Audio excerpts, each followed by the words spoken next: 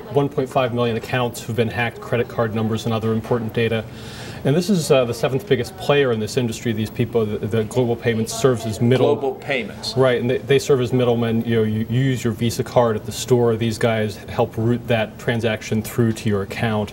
And so this is one of these. It's another reminder to us that that a lot of things have gotten easier. You use credit cards, you use debit cards, but there's some. Is there any way to know if your credit card has passed through the Global Payment system and if your number is potentially at risk? Right, I think you'll get a letter in the mail at some point if you're one of the unlucky people. And they did just put out a statement this morning which they said they're confident that it's not more than 1.5 million. Obviously, 1.5 million is a pretty big number. Yeah, it's a pretty large number. So that doesn't relatively cold comfort. That's right. Doesn't make anybody feel any better. But so one of the things that we'll be watching today is Visa has already said that you're off our preferred list because there are obviously some issues with your security. MasterCard, which is the other big payment company, is now looking at them, investigating this situation. So it'll be interesting to see how that turns out. So when you talk to security experts about this sort of thing, you hear that there are kind of three types of hackers out there. There are the nuisance hackers, the people who are trying to see where the weaknesses are in the system and what information they can gather.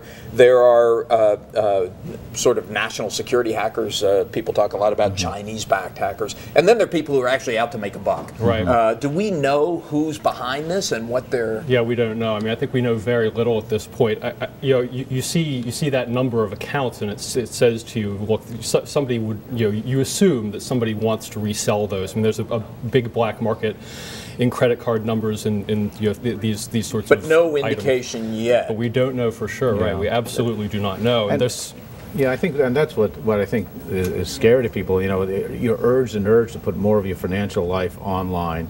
To make all these transactions either electronically or with credit cards, and I would wager that most people don't even know these middlemen exist. Much less that they're the ones who have to protect their personal data. And aside from not use your credit card, what can you do to protect yourself from something like this? Yeah, right. Well, you have to keep a very close eye on all your information. I mean, it's like ordering your free credit reports every year. You have the right to do that, and a lot of people don't. I personally have not done that in a while. I have to admit, it's something you have to keep an eye on because a lot of these things are not going to be brought to your attention. You're going to have to find out about them yourself, whether you like it or not. Now, I think this was announced by Visa, but it's not just Visa, right? It's multiple credit cards. Well, that's right. I mean, there's all kinds of different cards. I mean, we found out about it because we learned that these guys had dropped off. Visa publishes a list that says these vendors are up to our standards, and these guys dropped off the list after this happened. So, I mean, I think that this is